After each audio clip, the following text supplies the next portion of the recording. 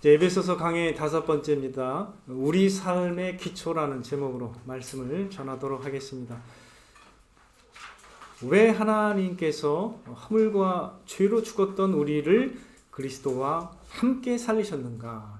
참 놀랍게도 오늘 그 찬양을 선택하신 우리 최주희 자매님이 그 노래와 비슷해요. 왜 하나님이 우리에게 은혜를 주셔서 이렇게 하셨는가? 그 질문이 오늘 본문 말씀의 중요한 질문입니다. 왜 하나님이 우리를 구원하셔서 그의 자녀를 삼으셨는가? 7절 말씀이 그 이유를 이제 나타내죠. 이거 나타나는데 왜 그래요? 그 은혜의 지극히 풍성함을 오는 여러 세대에 나타내려고 우리에게 그렇게 하셨다라는 것입니다. 그 ESV 영어 성경 번역본을 보면은 이 부분을 이렇게 표현하고 있어요. 그 immeasurable riches of His grace. 그러니까 measurable이 이제 측량할 수 있는 이잖아요. 근데 immeasurable, 이 붙으면은 그러니까 측량할 수 없는 그의 은혜의 풍성함 이렇게 이제 번역을 할 수 있겠죠. 그렇게 이제 표현이 되어 있습니다. 저는 이 표현도 좋은 것 같아요. 하나님의 그 은혜가 참으로 측량할 수 없이 크고 부유하다는 것이죠. 하나님이 그런 분이시라는 거예요. 그래서 그 하나님이 그러한 분이심을 또 그러한 은혜가 풍성하신 분이심을 나타내시기 위해서 우리에게 그렇게 하셨다는 것입니다.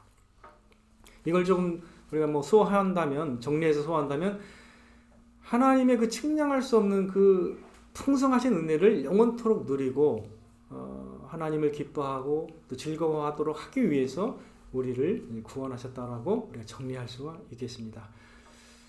자, 8절도 한번 볼게요. 8절에 보면 이제 너희는 그 은혜에 의하여 믿음으로 말미암아 구원을 받았으니 이것이 너희에게서 난 것이 아니요 하나님의 선물이라고 말씀하고 있습니다. 그러니까 이제 우리가 이제 구원받은 것이 물론 믿어서 구원받은 거죠. 그러나 그 믿게 되는 것조차도 하나님의 은혜에 의하여 이제 믿게 됐다는 것을 의미하는 거예요. 그래서 전적으로 구원이 하나님의 은혜임을 이제 알게 하는 구절입니다.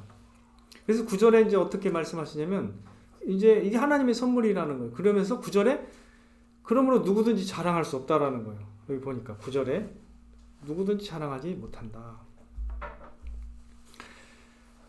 그 다음에 이제 10절을 보면은 이제 연결이 되는데 10절에 어떻게 나타나 있죠? 한번 보면은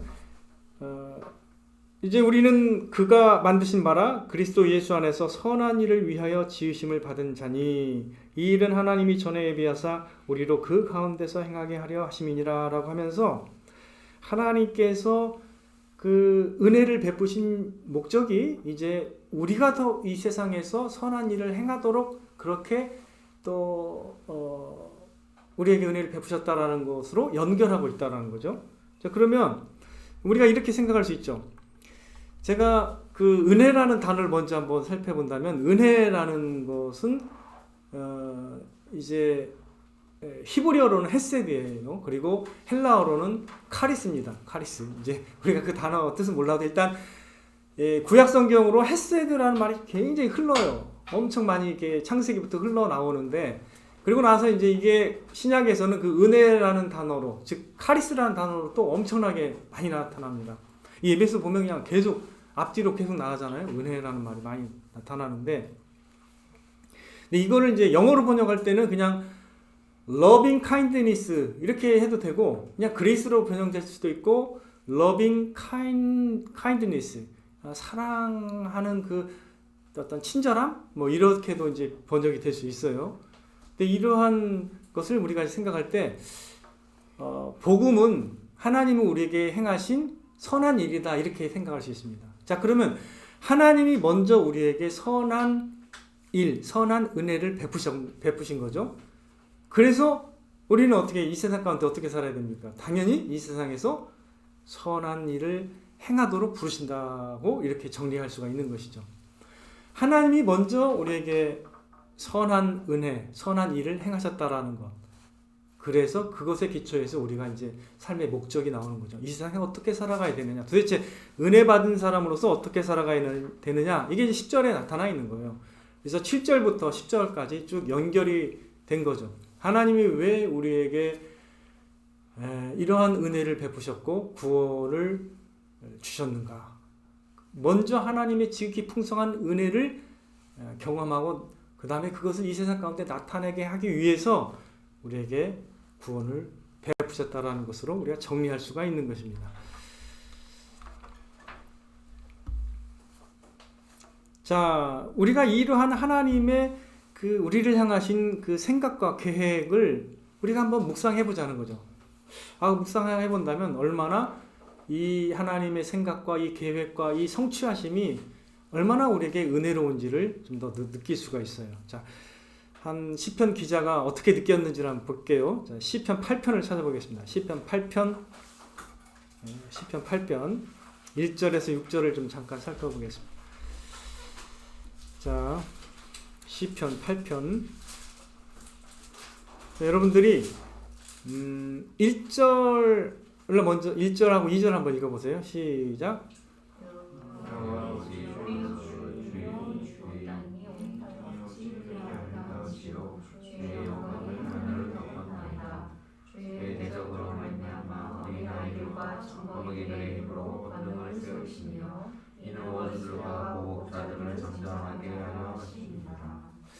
예, 그렇게 나오죠.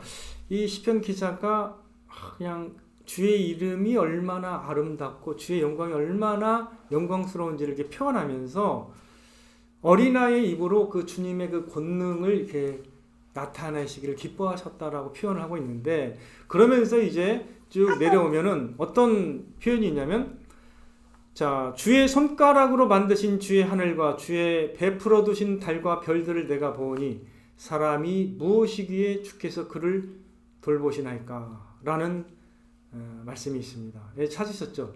사람이 무엇이기에 주께서 그를 돌보시나이까? 그를 하나님보다 조금 못하게 하시고 영화와 존귀로 관을 씌우셨나이다. 이렇게 표현했습니다. 자, 하나님의 그 은혜가 또 그 은총이 얼마나 큰지를 이런 단어로 표현하고 있어요. 야, 어떻게 하나님, 사람이 무엇이길래 이렇게 하나님께서 그를 존귀하게 하시고 그를 이렇게 돌보시나이까?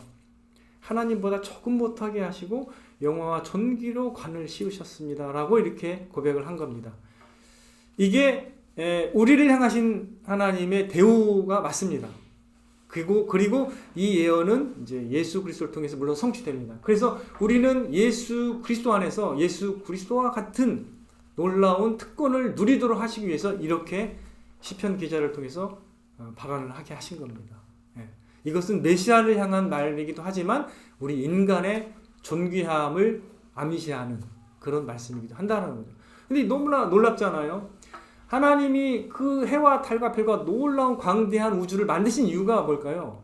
예, 우리에게 베푸시는 그 은혜가 얼마나 큰지를 그거를 느끼도록 하시기 위해서, 그 광대하신 하나님이 왜 우리를 돌보시고 생각하는지를 느끼게 하기 위해서 그것도 존재한다는 거예요. 모든 만물과 피조세계가 존재하는 이유가 우리가 하나님의 그 크신 은혜를 이해하고 깨닫게 하기 위해서 존재한다라고 이해하셔도 무방하다는 거예요. 자, 하나님이 우리를 이 하늘의 별과 이 모든 우주보다 어떻게 해요? 존귀하게 여기시는 거예요. 그것도 우리를 위해서 지었다라고 말해도 틀리지 않은 거예요. 성경에서는요, 창세기부터 하나님의 은혜가 놀랍고 아름답게 그리고 점진적으로 나타나게 되는데, 그 은혜가요 결국 예수 그리스도를 통해서 가장 분명하게 충만하게 드러나고 있다고 성경은 기록하고 있습니다. 그래서 우리가 그 영광을 보니 아버지의 독생자의 영광이요 은혜와 진리가 충만하다.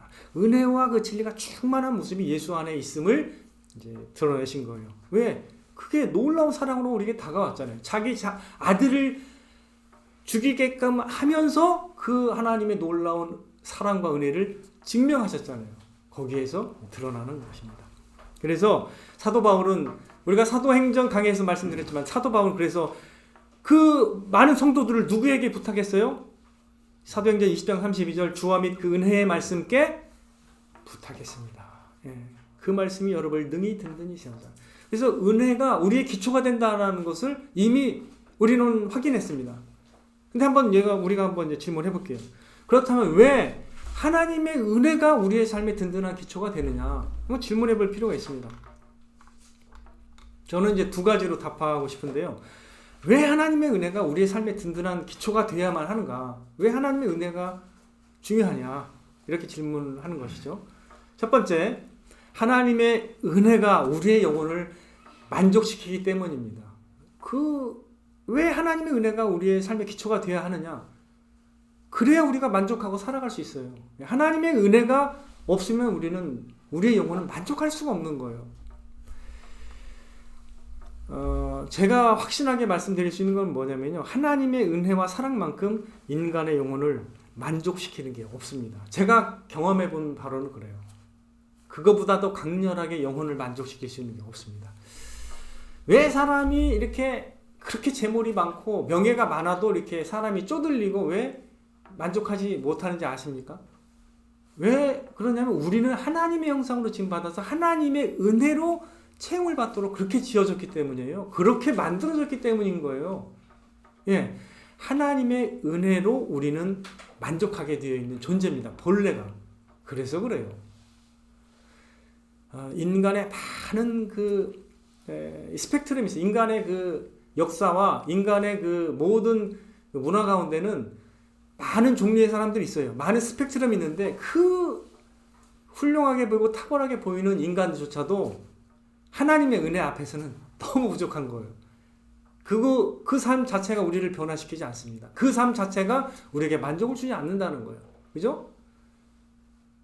하나님의 은혜만이 우리를 만족시킬 수 있다는 걸 꼭 기억하시기 바랍니다. 자, 왜 그래요? 하나님의 은혜가 우리를 살렸잖아요. 영원한 삶을 주시고 우리를 살렸잖아요. 그죠? 하나님의 은혜가 없으면 우리는 만족 자체가 되지는 않습니다. 자, 하나님의 풍성하신 그 은혜는 지금도 그렇고 영원한 세계에서도 우리를 만족시킬 수 있는 그 진정한 실체라는 걸 여러분 기억하셔야 됩니다. 하나님의 그 따뜻한 그 풍성함, 그 은혜가 우리를 영원히 만족시키는 그 정체라는 것을 여러분이 기억하셔야 됩니다. 자, 여러분들 이렇게 한번 생각해 보세요. 그 은혜로운 하나님이 나의 아버지라고 생각해 보세요. 영원한 아버지, 죽지 않는 영원한 아버지, 나를 영원히 돌보시고 나를 살게 하시는 아버지라고 생각해 본다면 그게 가장 든든한 기초가 되지 않을까요? 나의 아버지가 그런 분이신데, 그죠? 네. 하나님의 은혜가 얼마나 영혼을 만족시키는지 우리가 한번 이번에 찾아보겠습니다. 구약을. 룻기 2장 13절을 찾아보겠습니다. 룻기 2장 13절 한번 좀 찾아보겠습니다. 중요하니까. 자, 룻기 2장 13절 같이 읽겠습니다. 룻기 2장 13절 찾으셨으면 같이 읽겠습니다. 시작. 룻이 이르되 내 주여 내가 당신께 은혜 있기를 원하나이다. 나는 당신의 하녀 중에 하나와도 같지 못하오나 당신이 하녀를 위로하시고 마음을 기쁘게 하는 말씀을 하셨나이다. 이렇게 표현했습니다. 자, 이때 당신께라는 말은 당신은 누구냐면 이때 보아스예요. 아직 결혼하지 않은 상태죠. 사실은 처음 만난 상태인데 당신께 은혜 있기를 원하나이다 얘기했는데 그러면서 하는 말이 당신이 이 하녀를 위로하시고 마음을 기쁘게 하는 말씀을 하셨다라고 이렇게 표현했어요. 즉 그 은혜라는 그 표현을 쓰면서 당신이 그 은혜로운 말을 하셔가지고 내가 위로를 받고 마음이 기쁩니다. 이렇게 표현한 거예요. 그러면 어떤 말을 했길래 어떤 행동과 어떤 말을 했길래 룻은 이렇게 기뻐하고 위로를 받았을까요? 한번 그것이 바로 위에 있죠. 한번 찾아보겠습니다. 그것도 자 8절에서 12절까지 보겠습니다. 자, 8절 9절은 이제 룻의 자세가 또 나오긴 하는데, 자, 한번 볼게요. 시작. 룻이 엎드려, 8절 아닌가요, 거기? 8절부터 읽을게요. 시작. 보아스가 룻에게 따라 들으라. 이삭을 돌으로 다른 밭으로 가지 말며 여기서 떠나지 말고 나의 소년들과 함께 있으라. 그들의 배는 밭을 보고 그들을 따르라. 내가 그 소년들에게 명령하여 너를 건드리지 말라 하였느니라. 목이 마르거든 건너들어서 소년들이 겨우 못을 빠질지니라 하는지라. 8절 9절에 보니까 보아스는 이 처음 온 이 이방 여인에게 이런 대우를 했습니다. 놀랍죠? 처음 본 그 이방 여인에게 이런 행위를 이런 말을 하고 이렇게 대우를 한 거예요. 이때 여러분들 룻을 알지만 룻은 자기 시아버지도 죽고 자기 남편도 죽고 그 가족이 다 죽어가지고 나오미 시어머니만 모시고 이방 땅으로 온 거예요. 아무것도 가진 게 없습니다. 쉽게 말하면 거지와 같은 삶인데 이방 땅에 와가지고 시어머니를 봉양하려고 이삭을 죽으려고 나왔는데 어떻게 됐어요? 지금 이 보아스가 이렇게 대우를 해줍니다. 소년들로 하여금 보호를 하게 하고 그 다음에 목마르면 물을 마시게 하고 이삭을 줄 수 있도록 이렇게 배려를 한 거죠. 이때 한 말이 뭐예요? 이제 룻이 10절에 나타나 있습니다. 같이 한번 10절 읽어볼게요. 시작. 룻이 엎드려 얼굴을 땅에 대고 절하며 그에게 이르되 나는 이방 여인이거늘 당신이 어찌하여 내게 은혜를 베푸시며 나를 돌보시나이까. 은혜 받은 자의 입장이 바로 이와 같은 거예요. 아니 나는 받을 자격이 안 되는데 왜 어떻게 나에게 이러한 돌봄을 주시고 나에게 은혜를 베푸시나이까 라고 얘기하는 그런 장면입니다. 놀랍죠? 자기는 아무것도 없이 이렇게 이방 땅에 왔는데 한 사람이 이렇게 배려를 해주고 있다는 거예요. 근데 그 다음 11절 12절을 보겠습니다. 보아스의 말. 보아스는 어떤 말을 하고 있는지 보겠습니다. 내 남편이 죽은 후로 내가 시어머니에게 행한 모든 것과 내 부모와 고국을 떠나 전에 알지 못하던 백성에게로 온 일이 내게 분명히 알려졌느니라. 여호와께서 내게 행한 일에 보답하시기를 원하며 이스라엘 하나님 여호와께서 그의 날개 아래에 보호받으러 온 내게 온전한 상을 주시기를 원하노라. 이렇게 축복한 겁니다. 보아스는요, 이 소문을 들어서 알았어요. 이 룻이 믿음으로 시어머니를 쫓아서 온 걸 알았습니다. 다른 자기 고국에 돌아갈 수도 있었지만, 그 불쌍한 시어머니를 붙들고 봉양하려고 믿음으로 하나님의 백성에게로 나온 겁니다. 이게 믿음으로 나왔을 때 이런 은혜를 받게 됩니다. 믿음이 있으면요, 이런 은혜를 받게 되는 거죠. 성경에 이런 대목이 아주 많습니다. 바로 이제 이러한 은혜가 그 이방 여인인 룻을 기쁘게 하고 위로시켜 주었던 것입니다. 이게 얼마나 큰 위로입니까? 이런 말을 듣고 이런 대우를 받게 된 거예요. 그래서 결국은 보아스가 어떻게 됐어요? 그의 남편이 된 겁니다. 그리고 이 룻은 다윗의 증조 할머니가 됐고 예수님의 계보를 잇는 믿음의 여인이 되게 된 것입니다. 놀랍죠? 바로 이 은혜는 이와 같은 거예요. 은혜는 그 영혼을 참으로 만족시켜주고 기쁘게 하는 것입니다. 그래서 제가 말씀을 드렸지만 은혜를 맛보는 것보다 더 강렬한 만족은 없는 거예요. 하나님의 은혜에 의해서 왜 사람들이 이렇게 은혜를 찾고 갈망하게 되는가? 그 은혜가 얼마나 만족이 되는지 알기 때문에 은혜를 바라는 거예요. 많은 한국 성도들이 그렇게 은혜를 찾잖아요. 그럼 맞는 거예요. 왜? 은혜가 우리를 만족시키기 때문인 거죠. 다른 거 없어요. 여러분 생각해 보세요. 남편이 따뜻한 말로 진짜 은혜로운 말을 했어요. 별것도 아니지만 생일날? 그러면 그게 은혜가 됩니까? 안 됩니까? 되잖아요? 물론 저도 이제 그런 걸 해줄 수 있는 너그러운 사람이 되긴 해야 되지만 많이 못하지만 실제로 그 한마디가 큰 은혜가 되는 걸 알죠, 우리는. 그죠? 근데 말뿐이 아니라 하나님은 어떤 행위를 보이셨어요? 최고의 행동을 하셨습니다. 인간이 상상할 수 없는 최고의 행동을 통해서 그의 은혜와 사랑을 보여주셨기 때문에 우리는 그래서 은혜로 산다라고 말할 수 있는 거예요. 은혜로 만족하며 산다는 거예요. 더 길게 풀어 설명하면 은혜로 산다는 말은 은혜로 만족하고 기쁘게 내가 살아갈 수 있다 이런 표현입니다. 그래서 한번 다른 구절 한번 또 찾아보죠. 다윗의 예를 한번 찾아보겠습니다. 시편 63편을 찾아보세요. 그 뒤로 쭉 넘어가가지고 시편 63편 3절에서 5절을 찾아보겠습니다. 시편 63편 3절에서 5절 찾아보겠습니다. 같이 읽겠습니다. 시편 63편 3절에서 5절 시작. 주의 인자하심이 생명보다 나음으로 내 입술이 주를 찬양할 것이라. 그러므로 나의 평생에 주를 축하며 주의 이름으로 말미암아 나의 손을 들리이다. 골수와 기름진 것을 먹음과 같이 나의 영혼이 만족할 것이라. 나의 입이 기쁜 입술로 주를 찬송하되. 자, 이게 주의 인자하심을 밑줄 치시고 인자하심, 주의 인자하심을 주의 은혜와 사랑으로 해석해도 됩니다. 동일한 겁니다. 카인드니스를 제가 아까도 말했죠. 러빙 카인드니스는 은혜와도 동일한 그런 의미가 있다고 제가 말씀을 드렸죠. 주님의 그 인자하심과 나를 향한 그 주님의 은혜가 생명보다 낫기 때문에 내 영혼이 어떻게 해요? 뭘 먹은 것 같이 만족한다고요?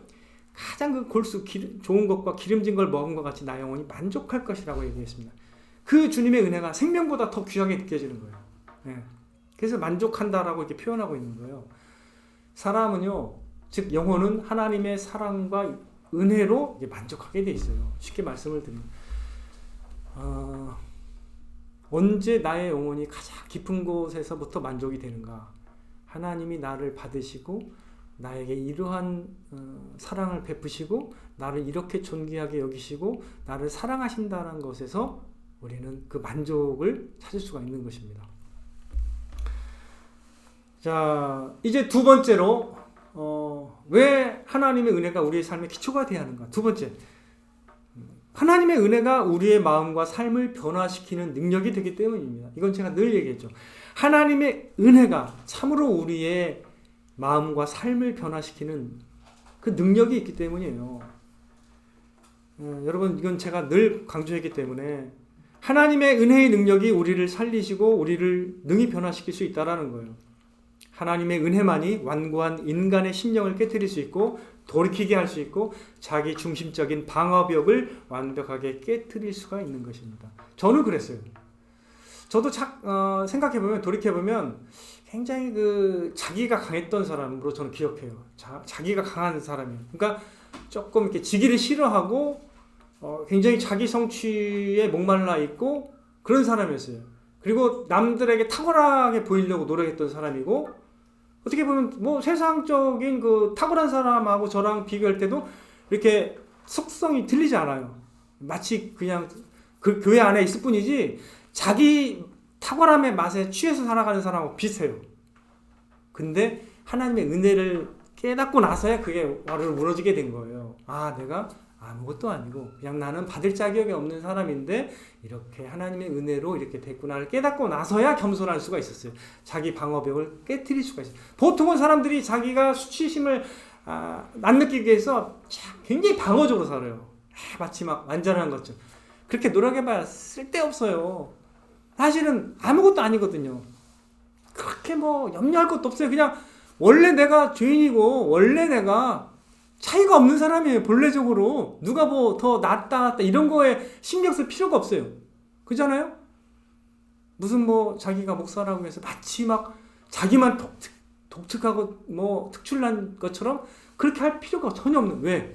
본인이 원래 어떤 사람인지를 더 잘 알아야 되는 사람이 목사예요. 본인이 원래 허물과 죄로 죽었던 사람이라는 걸 직접 깊이 있게 경험한 사람이 목사가 되는 거지, 무슨 그런 걸 알지도 못하면서 본인이 거룩한 척, 진짜 무슨 다른 척 이렇게 하는 사람들이 있다면 그건 잘못된 겁니다.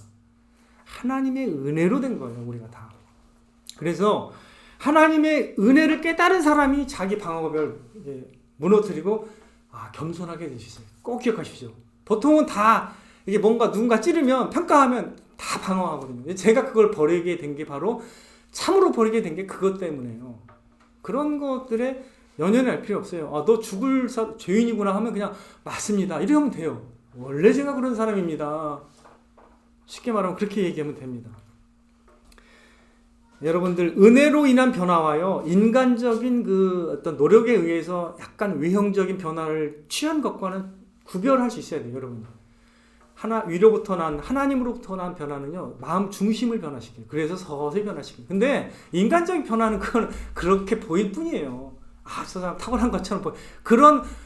그 사람의 능력에 초점 맞추는 변화에 여러분들 너무 신경 쓸 필요가 없어요. 그거는 거 신경 쓰지 말고, 저 사람이 마음 중심에서 저렇게 겸손함이 있구나. 이런 거에 더 여러분들이 주의를 기울이셔야 됩니다. 하나님이 손대시면 중심에서 변화가 된다라는 거죠. 마음 중심에서 시작되는 그 변화, 그건 하나님만이 일으킬 수가 있는 겁니다. 하나님의 은혜만이 그렇게 할 수가 있는 거예요. 꼭 기억하십시오. 여러분의 마음 중심과 성품을 바꾸고 삶을 바꾸고 여러분의 표정을 바꾸는 것은 뭐냐? 하나님의 은혜입니다. 하나님의 은혜가 우리를 자라게 하고 양육하게 한다는 건 제가 누누이 말씀을 드렸습니다. 참으로 하나님의 은혜를 깨닫는 순간부터 복음의 열매가 자란다는 것. 골로새서 1장 6절도 늘 강조했죠, 제가. 디도서 2장 11절 12절. 모든 사람에게 구원을 주시는 하나님의 은혜가 나타나 여러분을 양육한다고 했습니다. 칭의와 성화, 영화 모두 하나님의 은혜가 그 기초가 되고 하나님의 은혜의 능력이 우리를 완성해 나갈 것이라는 걸 기억하십시오. 모든 은혜의 하나님이 여러분을 온전케 하시고 견고케 하신다는 것도 꼭 기억하십시오. 그래서 하나님의 은혜로 살아가는 사람과 은혜가 아닌 자기 지혜와 힘과 능력으로 살아가는 사람은 완전히 다르다는 걸 여러분이 진짜 볼 수 있어야 합니다. 하나님의 은혜로 살아간 사람은요, 마음이 여유로워요. 은혜롭고. 근데 스스로 막 성취하면서 살아간 사람은요, 굉장히 긴장감이 많아요. 그리고 자기에게 사로잡혀가지고 조금만 잘못 건드리면요, 굉장히 그 사람은 스트레스를 받아요. 그래서 긴장감과 염려가 또 많아요, 그런 사람은. 그러나 하나님의 은혜로 살아가는 사람은요, 위기의 순간에 분명히 드러나요. 그거에 대해서 굉장히 놀라운 능력이 있어요. 그걸 경험하고 그 고난을 뛰어넘을 수 있는 은혜가 있는 것이죠. 사도 바울의 고백을 한번 볼까요? 사도 바울 고린도전서 15장 10절. 그러나 내가 나된 것은 하나님의 은혜로 된 것이니, 이렇게 얘기했습니다. 내가 나된 것이 바로 하나님의 은혜로 되었다고 얘기하면서 내게 주신 그의 은혜가 헛되지 아니하여 내가 모든 사도보다 더 많이 수고하였으나 내가 한 것이 아니요 오직 나와 함께 하신 하나님의 은혜로다, 이렇게 표현하고 있습니다. 하나님의 은혜 위에 우리의 삶이 세워진다는 것, 그리고 우리가 그렇게 은혜 안에서 든든히 세워져 갈 수 있다는 것 꼭 기억하시기 바랍니다. 이제 우리가 그렇다면 이제 어떻게 살아가야 될까요?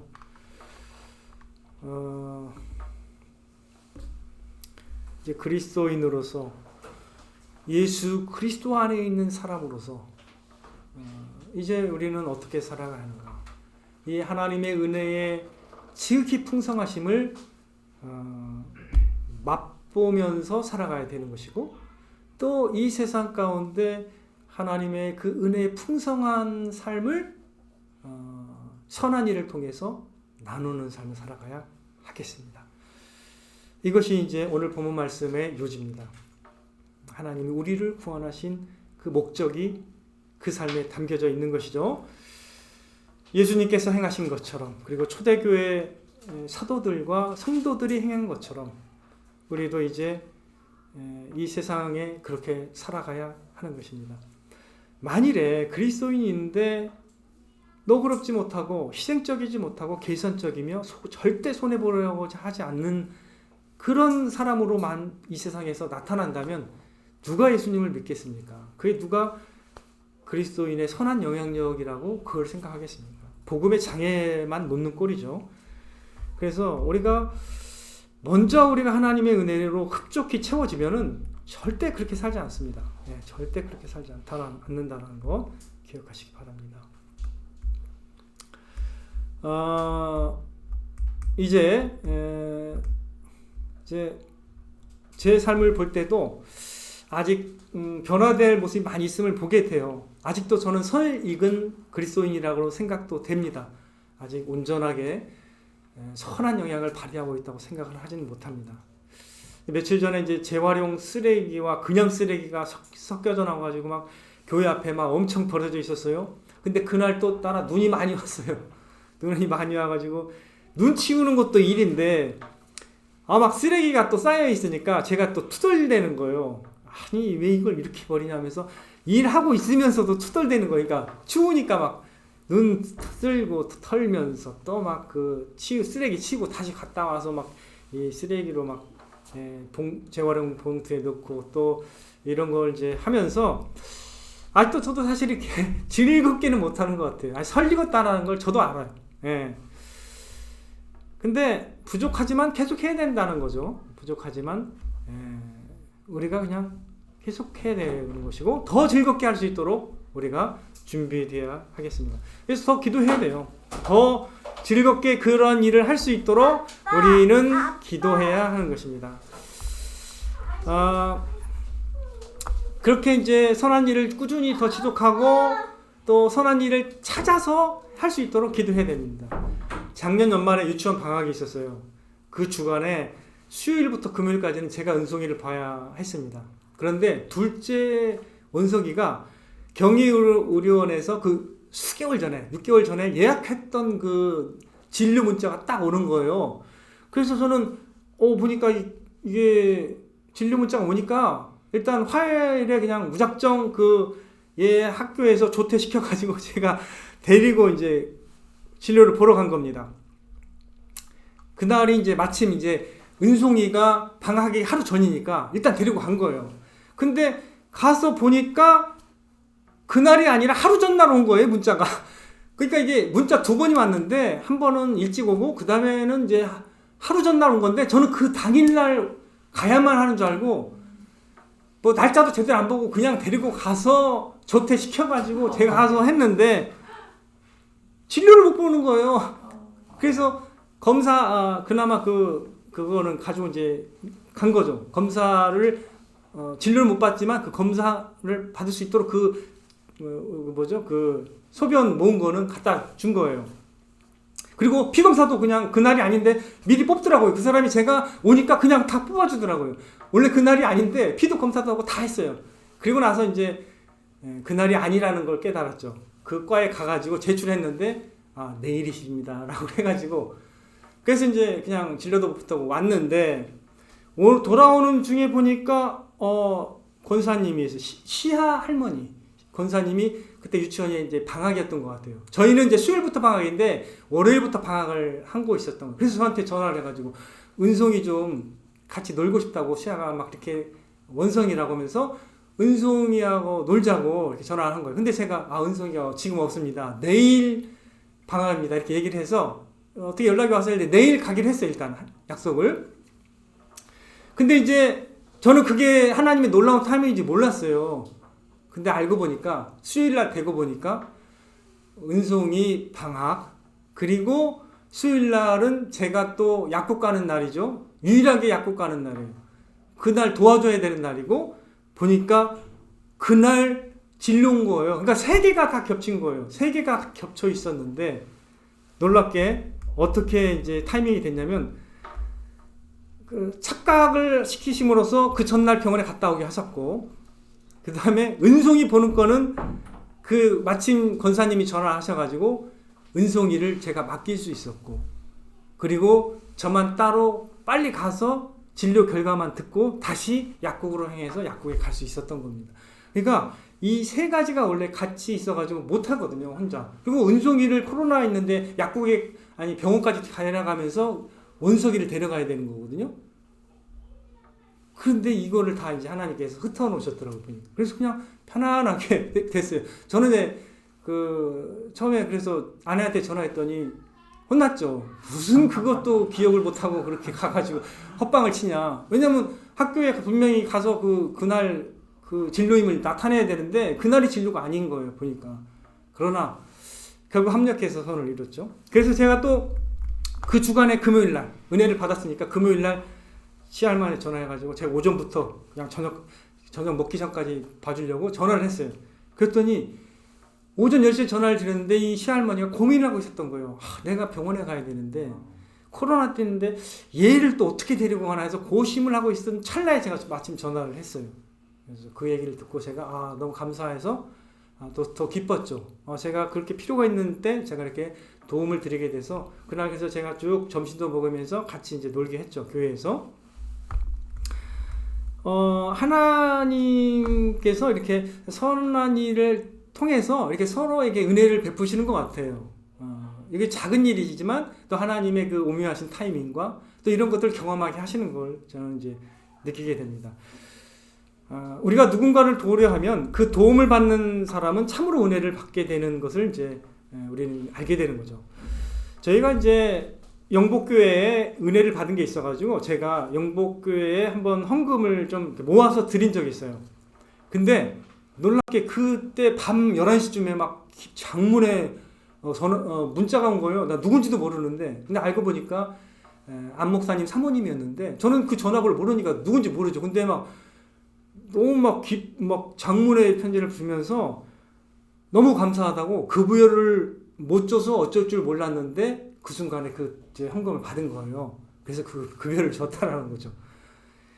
그 다음에 저희 초창기에 저희가 신대원 동기가 병원에 입원하게 됐을 때 저희가 또 헌금을 한 적이 있습니다. 작은 헌금은 아니죠. 그때도 그 헌금을 했는데 그 신대원 동기가 그때 등록금이 없어요. 등록금을 내라는 그 독촉을 받고 있었고 수술비가 없어가지고 수술을 했는데 손이 잘려가지고 수술을 했는데 그때 저희가 헌금을 했는데 지금은 목사죠. 그 동기가 눈물을 흘리면서 본인이 받은 은혜를 다른 사람에게 흘려보내겠다라는 문자를 저에게 받은 적이 있습니다.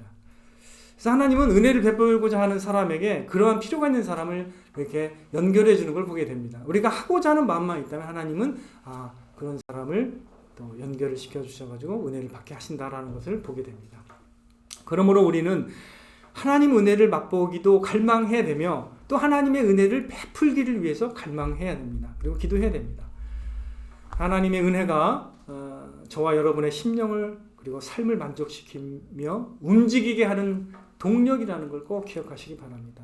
그래서 우리가 하나님의 은혜로 우리의 마음이 흠뻑 젖게 해야 되는 거예요. 그래서 이걸 위해서 기도해야 됩니다. 하나님의 은혜를 맛보면 우리의 얼굴이 달라지고 마음이 달라지고 우리의 언어가 달라지고 우리의 행동이 달라지게 되는 것입니다. 하나님의 은혜가 우리를 이끌고 새롭게 하는 것이라는 것을 꼭 기억하시기 바랍니다. 은혜가 아니면요, 저 여러분은 설 수가 없는 것이고 은혜가 아니면 결국 무너지게 되어 있습니다. 저도 그래요. 아무것도 아닙니다. 무너지게 됩니다. 세상 금신과 염려가 우리의 마음을 움직이기 시작하면요, 우리도 점점 은혜가 없어지게 돼요. 그러나 우리의 마음의 눈을 들어서 은혜의 주님을 바라보게 되면 은혜의 말씀이 우리를 인도하게 될 것입니다. 만족하게 하시고 기뻐하게 하시고 또 평안을 누리게 하실 것입니다. 그리고 이 세상에서 여러분이 맛본 은혜의 충만함을 선한 일을 통해서 나누게 하실 것입니다. 이러한 은혜를 더욱 경험하시는 저와 여러분이 되시기를 주님의 이름으로 축원을 드립니다. 기도하겠습니다.